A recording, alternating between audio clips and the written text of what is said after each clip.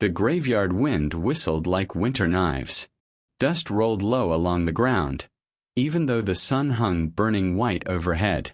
The entire town of Dry Creek seemed to stop breathing at the same exact moment, because everyone saw her coming.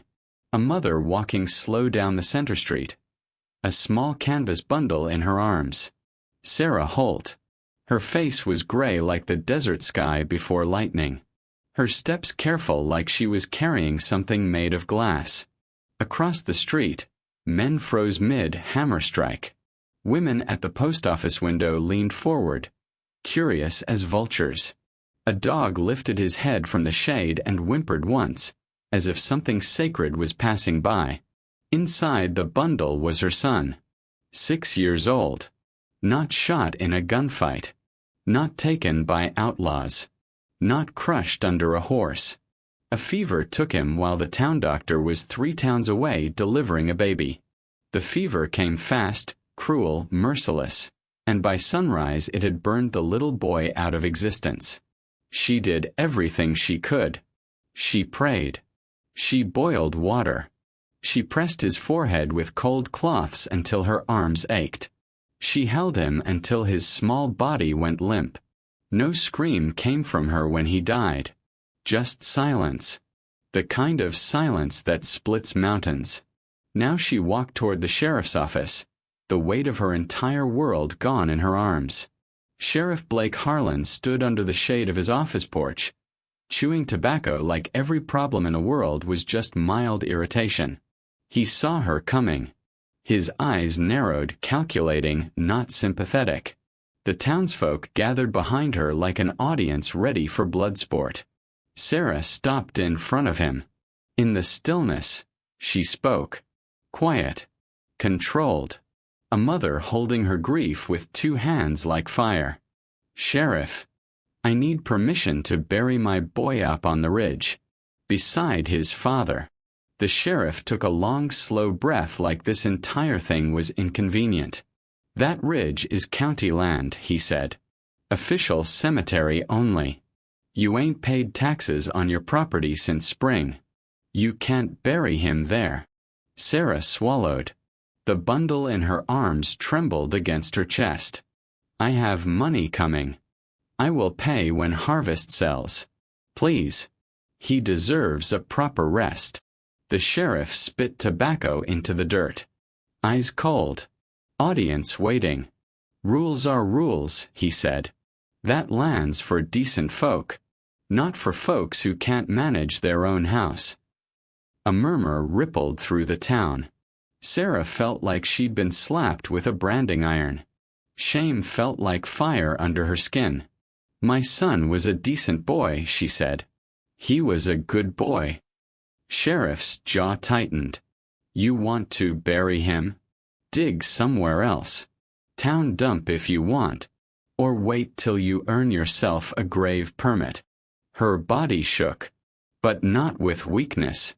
With rage she didn't know she still possessed. She stepped closer. Voice lowered to something sharp like broken glass. You will not speak about my child that way. The sheriff leaned forward.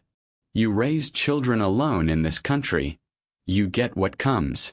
This frontier ain't charity. That's when a voice came from the hitching post shadows. Low. Steady. Quiet like thunder before it breaks the sky. Sheriff, the man said. You're talking about a dead child. Every head turned. He was leaning against a post outside the saloon. Lean, tall, coat dusty from long travel. Hat brim shadowing his eyes. He had been there the whole time. Silent witness. People whispered his name like it was a ghost returning. Cole Branson. Ex-Army. Ex-outlaw rumored. A man who vanished 3 years ago after losing his own wife and little daughter to a winter sickness on a supply run he returned from too late. He walked forward slowly, boots crunching gravel. Sarah recognized him vaguely. The man who never looked anyone in the eye longer than necessary.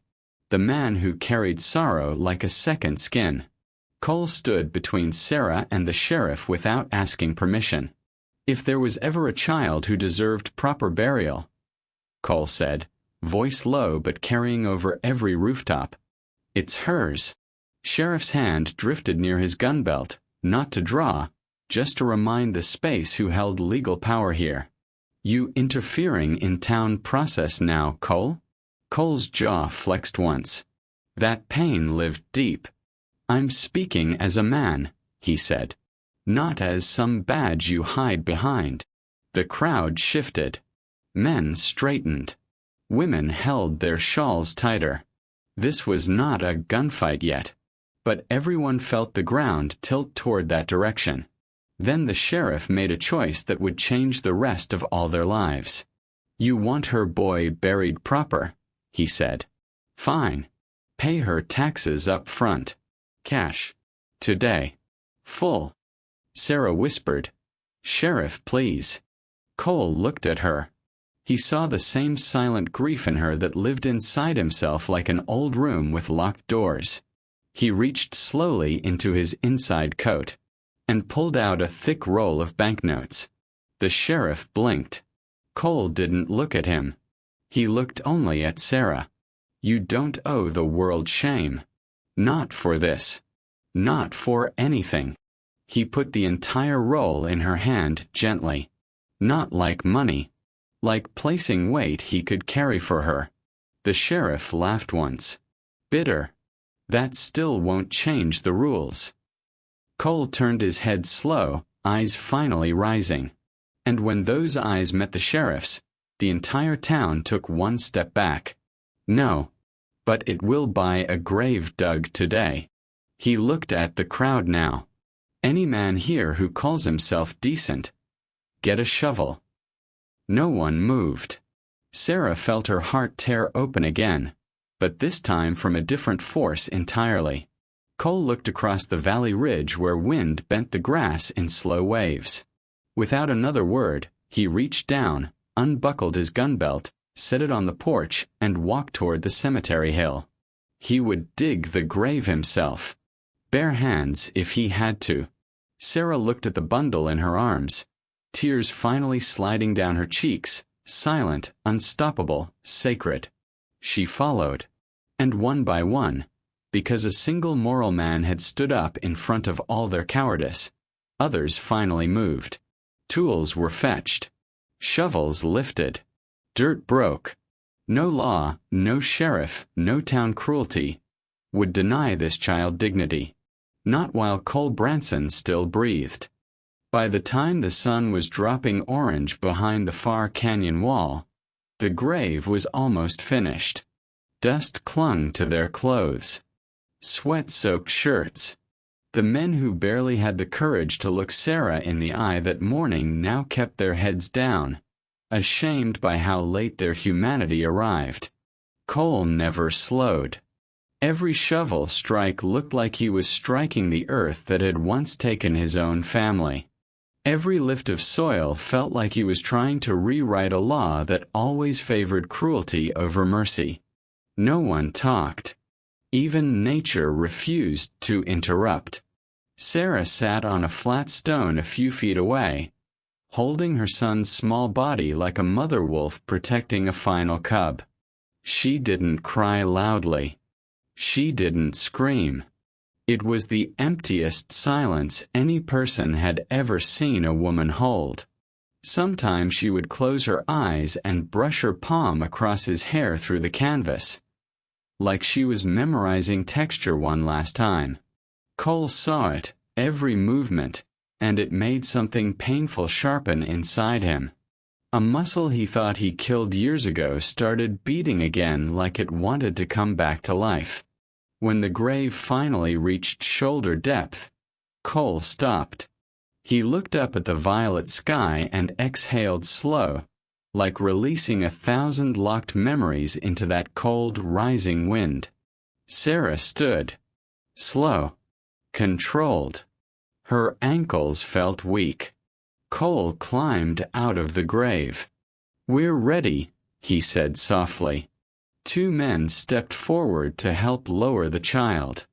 Sarah loosened the canvas herself but refused to uncover his face. She wanted no one to see what only she should hold memory of. When they lowered the small body down, Cole stepped back, and something in his chest cracked so violently he felt it in his teeth. Because this view, this angle of a mother lowering a child into the earth, was a mirror burned into his brain forever. His own wife. His own little girl. 3 winters ago. Snowstorm. Frozen ravine. He was 2 hours too late. He had dug their graves himself with numb hands until his fingers bled black. Not because anyone else refused. Because no one else existed that day.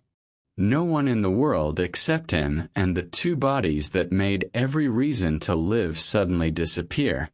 And he didn't bury them on regular land. He had carried them deep into Black Mesa where he once promised to build a home someday. He buried them there because that place had meaning. It was a place where he once believed the future was waiting. Sarah whispered a prayer now. Her voice was like wind brushing through broken glass. Cole closed his eyes. He whispered his own prayer in silence, one so ancient inside him it felt like a ghost speaking through his bones. When the dirt began falling, the sheriff showed up again. Arms folded. Stood near the cemetery fence like a man counting coins. "I hope you're satisfied wasting town manpower," he said loud enough. Cole opened his eyes and looked at him. Not with anger, but with a calm so dangerous even the sheriff felt it like ice under the skin. "You don't belong here," Cole said. "Leave." "For what reason?" The sheriff laughed. Cole walked toward him slowly, like the sand itself obeyed his step. "For the reason that this is holy ground right now, and you don't speak where grief is praying." Something changed in the sheriff's face for half a second. He saw the type of man Cole actually was. Not reckless outlaw. Not weak wanderer. A man with nothing left to lose. That is the most dangerous kind. The sheriff spit, turned, and walked off. But everyone understood this was not finished. He would come back harder. Crueler. Authority always strikes twice. When the grave was filled, Sarah placed a small wooden toy horse, hand carved by her boy's father, on top of the soil mound. She whispered, "Ride with your papa now." Cole looked away because if he kept staring he would fall apart and break open right there like a man choking on the past. Night settled heavy. People left in small groups. Guilt stuck to their boots like mud. Sarah remained. Cole stayed because she stayed. After a long time, Sarah finally spoke again. "I don't know how to thank you." Cole didn't look at her. His voice was almost a crack. "You don't have to. You saved his last dignity," she whispered. "His dignity was never in question," Cole said. "Only theirs." Sarah studied him for a moment. His shoulders were built like a wall but carried the weight of something invisible. A weight most men would drown under. "You've lost someone too," she said quietly. Cole swallowed. It felt like his throat locked. "Yes." "One?" she asked softly. "Two." Sarah closed her eyes. She understood instantly.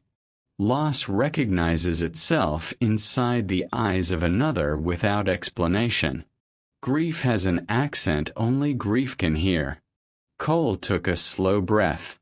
He removed his hat and held it against his chest. "I didn't save him today," Cole said. "I just refused to let the world finish hurting you." Sarah's eyes glistened. She stepped closer, just close enough that their grief almost touched. The night was silent. Then Sarah said something that hooked Destiny. "Cole, please don't leave town yet." He looked at her then, really looked, and time twisted like a rope around a horse's neck. Because that sentence felt like it wasn't coming from her voice alone. It felt like it came from every ghost that ever lived on Western soil. From every widow who ever buried a soul. From the part of the universe that decides who meets who exactly when healing becomes possible again. Cole exhaled. He didn't know yet that this single request would start a war so violent the sheriff would regret ever speaking her name. "I'll stay," Cole said. Sarah nodded once, tears slipping down her cheek. "Good," she whispered. Because tomorrow morning, the real enemy would come. With law papers. With guns. With men. And Cole Branson would be the only wall between Sarah Holt and the machine that kills the poor slow first, then fast later. Cole woke before dawn. That old soldier habit never left. He brewed coffee black on a small flame out behind the livery. He didn't sleep much. He didn't need to. When a man decides he is not running anymore, sleep changes. It becomes something optional, something secondary to purpose. Dry Creek began waking slow. Store doors unlocked. Horses watered. Crows waiting on roof edges like they already smelled tomorrow's violence. Sarah's cabin sat at the far east edge of town, a half-mile from the cemetery ridge. Cole saddled his horse and rode there first. He didn't knock with hesitation. He knocked like someone whose presence had already been earned yesterday in soil and sweat and grief. Sarah opened the door. Eyes swollen. Sleepless, too. "Morning," she whispered. Cole took off his hat respectfully. "I'll fix your barn door." Saw it nearly broken in the wind. She nodded slow, grateful but too tired to form full language. Grief hangover is different than alcohol. It hits the bones. But before Cole could say another word, hoof thunder sounded down the road. Dust trail behind. 6 riders. Sheriff's men. Sarah stiffened. She already knew. The world never gives the poor 24 hours after tragedy before taking more. Sheriff Blake came front, riding smug with a legal folder tied under his arm. They didn't stop politely at the gate. They stopped like they owned land by merely existing on it. Cole walked forward before they even dismounted. The sheriff grinned like a rattlesnake that learned how to stand upright. "You sure like getting into other people's business, Cole." "This isn't business," Cole said. "This is a house with a grieving woman." The sheriff tossed a folded document toward the dirt at Cole's boots. "Sarah Holt is being evicted," the sheriff said. "Effective today. County property seizure. Back taxes 2 years overdue. Her land now belongs to Dry Creek Authority." Sarah inhaled like something stabbed under her ribs. Her other hand instinctively gripped the frame of her doorway like the house itself was a child being ripped away too. Cole didn't bend down for the paper. He kept his eyes locked on the sheriff. "You really want to be remembered as the man who threw out a mother the morning after she buried her child?" The sheriff smirked. "History only remembers who wins." not who got hurt. Cole stepped closer slowly. The men behind the sheriff tensed. The sheriff himself stiffened a fraction. "You won nothing here," Cole said. "Yesterday you lost your soul in front of the entire town." Cold silence. Sheriff shifted, embarrassed, but too stubborn to retreat. "This is legal. I don't need moral permission from some washed-up soldier who couldn't protect his own family." That line hit like a bullet. Cole's jaw turned stone. His eyes did not blink. Even the wind held breath. Sarah's hand touched Cole's arm gently from behind, not to hold him back, but to remind him someone saw that pain and didn't turn away. Cole finally spoke low, steady, lethal calm. "You think cruelty gives you power. Cruelty only proves you're scared someone else will stand up against you."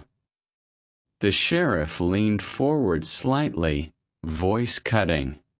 "And if I want this land, nobody can stop me. You're just a man with a tragic story and boots full of ghosts. This town belongs to men who carry law, not men who carry memory." Before Cole could reply, Sarah walked forward herself. Her posture was small, but her voice carried steel forged overnight from pure loss. "You may take my house," she said, "but you will never take who I am. And you will regret the way you speak to the dead." The sheriff snorted, unimpressed. "Pack anything you can carry. You've got till sundown." They turned their horses and rode off without looking back. When the dust cleared, Sarah finally broke. Not loud. Quiet. The kind that shakes shoulders and tightens throat so hard breathing feels like drowning. Cole didn't say, "Don't cry." He didn't say, "You'll be fine." He didn't say, "Everything happens for a reason." Men who lose families don't use cheap sentences. Instead, he simply said, "They think this is the end. But this is the start." Sarah lifted her head at that. Cole continued, "I wasn't here yesterday by coincidence. I wasn't here today by coincidence. I was brought into this town because something wants this fight to happen now. Not another year from now. Not 10 years from now. Now." Sarah stared at him, frightened but also awakened. Destiny had suddenly become a living animal breathing between them. "And you think we can win?" she whispered. "We will win because we fight with what they don't have," Cole said. "Soul. And purpose. There is no more dangerous combination in the world." He stepped past her, looked at the house, looked at the field, looked at the horizon where the sheriff's men rode back toward town. Cole made a silent vow right there, like a blood oath written without knife. First they took his family. Now they take hers. This time he will not bury another future. "This land stays yours," Cole said, "over my dead body." And for the first time since her son's heart stopped beating, Sarah breathed air that didn't feel poisonous. She looked at Cole with something new. Not hope exactly, but the shape of hope beginning. Tomorrow would be the day they rise. And Dry Creek had no idea that its reign of cruelty was about to collapse under the weight of one man haunted by loss, and one woman who had absolutely nothing left to lose. By noon the next day, word spread through every whiskey glass and feed store corner. Cole Branson chose sides. And it wasn't the sheriff's. Dry Creek had never feared justice. Dry Creek feared a man with nothing left to bargain against death. Cole went into town slow, deliberate. He wasn't hiding. He was letting every man measure him with eyes, and fail to find fear. He bought lumber, nails, rope, tools. He paid not with the rest of his army cash, but with coins he had carried since before grief turned him into a ghost man. People watched like they were witnessing a storm decide direction. Mrs. Rowan, the oldest widow in Dry Creek, placed bread on the counter and slid it toward him free. "You're doing what our husbands are all too scared to do," she whispered. Cole didn't answer. Because truth is, most men don't fear bullets. They fear becoming the only one who stands alone against wrong. Cole already lived that life. He already survived that type of loneliness. So danger to him was a familiar shadow. When Cole returned to Sarah's cabin, she was packing a single small trunk. Not clothes. Not material memory. Her husband's journal. The boys' small drawings. A lock of hair. The things that carry actual heart weight. Cole put the supplies down. "Stop packing," he said calmly. She froze. "We have to prepare before they won't take this land." "Cole, there are 8 deputies. And he has support from Carson City. And the bank." Cole stepped closer. Firm. "There is law that kills. And law that protects. They are not the same thing. And I will not allow men like him to define what law is here." Sarah stared at him, shaking again, not just from grief now, from the feeling of being defended after a lifetime of being abandoned. "What exactly are you planning?" Cole took out rope and nails and tools like a man preparing a battlefield not with cannons, but with moral intent. "We fortify the house. We control the high ground. We prepare for siege. If he wants this land, he is going to have to show his face in the open and fire first." Sarah sat slowly. "You are willing to die for this?" Cole did not blink. "I already died once." Sarah closed her eyes, breath uneven. When she opened them, she looked different. Harder. Older. Sharper. "Then I fight with you." She wasn't asking permission. She was declaring oath. They spent the next hours reinforcing doors, barricading windows, laying rope trip lines, digging a small defensive trench Cole had learned in war out near the back fence. Sarah learned fast. She listened like someone who finally remembered she had a spine the world never allowed her to use. When night fell, they sat across from one another inside the kitchen, lantern light throwing long shadows up the walls. Silence was not afraid between them anymore. "Cole, after your family passed, why didn't you come back to civilization? You could have started a new life."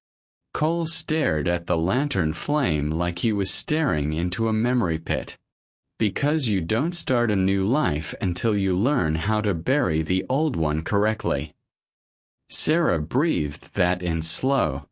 "And have you buried yours properly now?"